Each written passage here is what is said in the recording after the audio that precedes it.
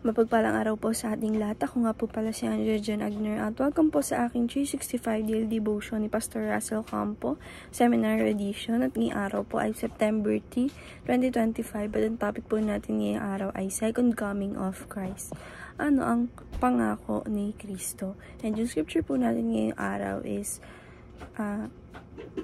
Acts chapter 1 verse 11, and yung sabi po dito sa ating concept na second coming of Christ is, the second coming of Christ is sudden, personal, visible, and bodily return of Jesus from heaven to earth as He promised true to Scripture. Unlike His first coming in humility, His return will be in power and glory, bringing final judgment and the consummation of all things.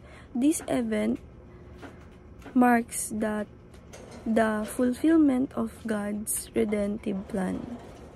Christ will raise the dead, gather His people, punish the wicked, and usher in the perfect new heavens and new earth. And sabi po dito sa ating scripture na Acts chapter 1 verse 11, "But you will receive power when the Holy Spirit comes on you, and you will be my witness in Jerusalem and in all Judea and Samaria, and to the end of earth." After he said this, he was taken up before their very eyes, and cloud hid him from the sight. They were looking intently up into the sky as he was going, when suddenly 2 men dressed in white stood behind them. "Man of Galilee," this said, "why do you stand there looking into the sky? This same Jesus who has been taken from you in heaven will come back in the same way you have seen Him go into heaven." And yung teaching number 1 po natin, sabi po dito yung tatlong, the second coming of Christ. First, it is visible, bodily, and unmistakable. Sabi po dito na yung pagbabalik ng ating Panginoong Diyos o yung second coming ng ating Panginoong Diyos ay ito talaga ay visible, nakita ng ating mga mata na siya ay bodily and unmistaken, na hindi ito mistake lamang, kundi ito talaga ay sinadya ng ating Panginoong Jesucristo.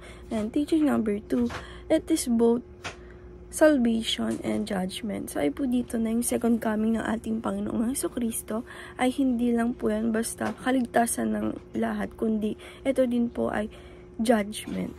And teaching number 3, it is the end of all evil, suffering, and death.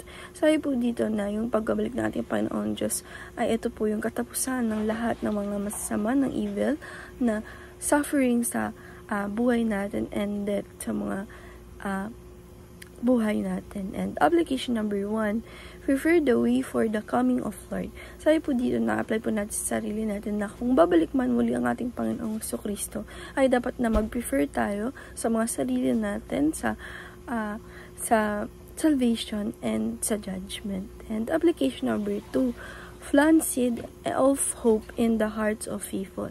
Sabi po dito na apply po natin sa sarili natin na yung sa mga unbelievers is magplant tayo, magtanim tayo ng mga seeds doon. Dapat mayroon din silang hope sa mga heart nila na babalik ang ating Panginoong Jesucristo.